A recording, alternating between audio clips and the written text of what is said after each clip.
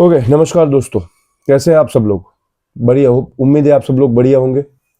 सो चलो इसी बढ़िया होने के साथ साथ हम अपनी जर्नी स्टार्ट करते हैं कि कैसे अपने पैसों को काम पे लगाया जाए पैसा कमाने के लिए।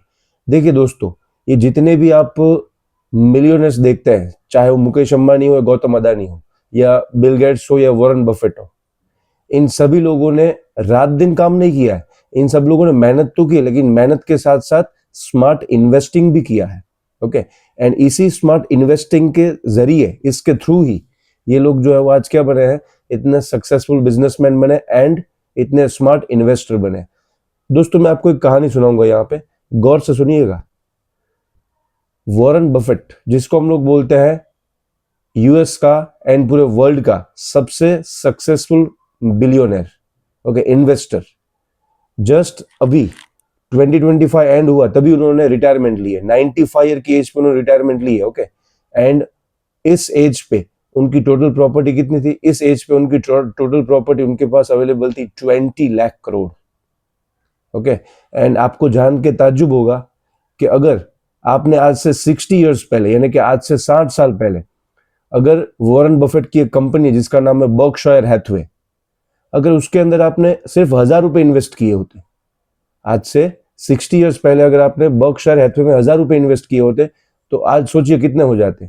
आज वो हो जाते 5.5 करोड़ रुपए। After 60 years you can generate the 5.5 crore rupees. Okay, एक ही बार 1000 रुपए इन्वेस्ट किए हमने, याद रखना दोस्तों, बार बार नहीं, ओनली वन टाइम। सो इसको बोलते हैं दोस्तों power of investing. This is called the power of compounding. And इसी चीज को मैं यहाँ पे आज डिटेल में बताने वाला हूँ आपको कि पावर ऑफ इन्वेस्टमेंट या पावर ऑफ कंपाउंडिंग क्या होती है।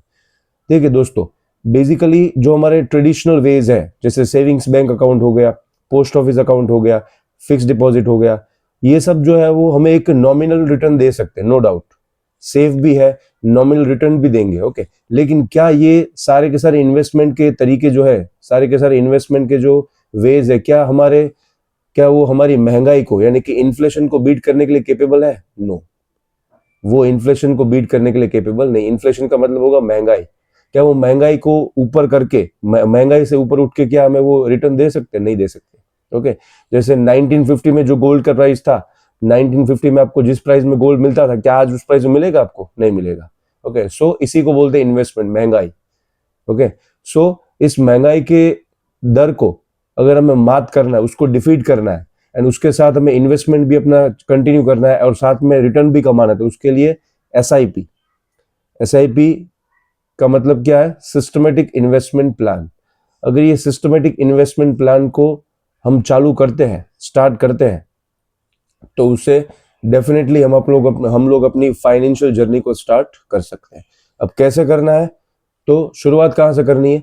शुरुआत करनी है, कोई भी नया इन्वेस्टर, मान लो कि कोई एक आदमी ने 22 ईयर्स की एज पे कमाना शुरू किया, अर्निंग स्टार्ट की अपनी। ओके, तो वो कम से कम 100 रुपए की एसआईपी भी स्टार्ट कर सकता है। 100 रुपए पर मंथ, 100 रुपीज। ओके, 100 रुपए की एसआईपी से भी वो शुरुआत कर सकता है, 500 रुपीज की एसआईपी से भी शुरुआत कर सकता है, एंड 1000 से भी शुरुआत कर सकता है। वो आपकी इनकम के ऊपर डिपेंड है। इसीलिए स्टार्टिंग में मैंने दोस्तों बोला था कि आप सिर्फ एक चाय की कीमत, आपकी एक चाय की कीमत से आप कॉम्प्रोमाइज करके आप अपने लिए ह्यूज वेल्थ क्रिएट कर सकते हो। आप खुद जो है वो करोड़पति बन सकते हो। सो कैसे? अब मान लो यहाँ पे कोई एक पर्सन है, फॉर एग्जाम्पल मैं अपनी बात करता हूं। मान लो अगर मैंने 25 ईयर की एज में अगर मैंने 500 रुपीज पर मंथ इन्वेस्ट करना स्टार्ट किया एसआईपी, ओके, यानी कि सिस्टमेटिक इन्वेस्टमेंट प्लान में। और ये एसआईपी जो है वो एसआईपी के थ्रू हम लोग किस में इन्वेस्ट कर सकते हैं? एसआईपी के थ्रू हम लोग इन्वेस्ट कर सकते हैं म्यूचुअल फंड्स में। ओके, कोई भी नया इन्वेस्टर जो होगा दोस्तों, उसको मैं सलाह देना चाहूंगा मेरे एक्सपीरियंस से कि कभी भी उसको डायरेक्टली जो है वो शेयर मार्केट में या इक्विटी मार्केट में एंटर होना चाहिए नहीं, because it's quite risky. Okay, क्योंकि इक्विटी मार्केट या शेयर मार्केट में आपको डे टू डे उसको मॉनिटर करना पड़ता है, देखना पड़ता है उसको। ओके, और जरूरी नहीं है कि आप उसमें एक्सपर्ट हो, उसमें एक्सपर्ट्स की नॉलेज भी जरूरी है। तो हो सकता है कि आपके पास वो सब कुछ ना हो, अगर आपके पास है तो वो कर सकते हैं, लेकिन अगर आपके पास ये सब नहीं है तो डेफिनेटली आपके लिए ये म्यूचुअल फंड में एसआईपी के थ्रू इन्वेस्ट करना ये सबसे आपके लिए बेस्ट वे है। कोई भी नया इन्वेस्टर इस तरीके से इन्वेस्टमेंट कर सकता है। सो फॉर एग्जाम्पल, अगर आपने 500 रुपीज की SIP स्टार्ट की at the age of 25 year की एज पे आपने 500 रुपीज की SIP स्टार्ट की, ओके, एंड उसको आपने लगातार 30 ईयर्स यानी कि 55 ईयर्स तक लगातार आपने जो है वो SIP को कंटिन्यू किया, ओके, 55 ईयर्स तक आपने लगातार उस SIP को कंटिन्यू किया, तो after that gap of 30 years, इस 30 ईयर्स के गैप के बाद डेफिनेटली आपके पास जो है वो 1.5 से 2 करोड़ रुपए का कॉर्पस होगा, गारंटीड कॉर्पस होगा। रीजन क्या है उसका? मार्केट में चाहे जो भी उतार चढ़ाव आए हो, इससे आपका कोई भी पोर्टफोलियो में या आपके SIP के रिटर्न में कोई चेंजेस नहीं आएंगे। क्यों? क्योंकि जितना आप लंबा टाइम मार्केट में इन्वेस्टेड रहेंगे, दोस्तों मैंने यहाँ पे वर्ड की यूज किया है, जितना लंबा टाइम आप मार्केट में इन्वेस्टेड रहेंगे उतना ही ज्यादा आपको फायदा होगा। शॉर्ट टाइम के लिए मत सोचिए। अगर आप 2, 3, 4, 5 साल के लिए सोच रहे हैं तो मत सोचिए। मिनिमम आपको 10 साल का टाइम पीरियड देना पड़ेगा। जितना टाइम पीरियड आप बढ़ाएंगे उतना आपका रिटर्न क्या होगा? कंपाउंडेड होगा, यानी कि बढ़ेगा, आपको चक्रवृद्धि ब्याज मिलेगा। That is called the power of compounding.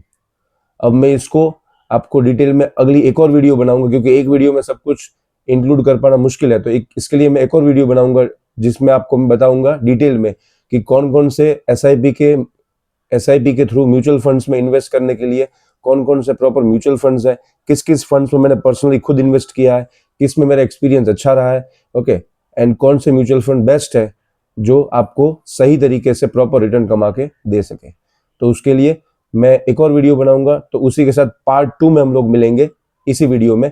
But उसके पहले दोस्तों कमेंट करना मत भूलिएगा, क्या आपने अपनी SIP जर्नी शुरू की है?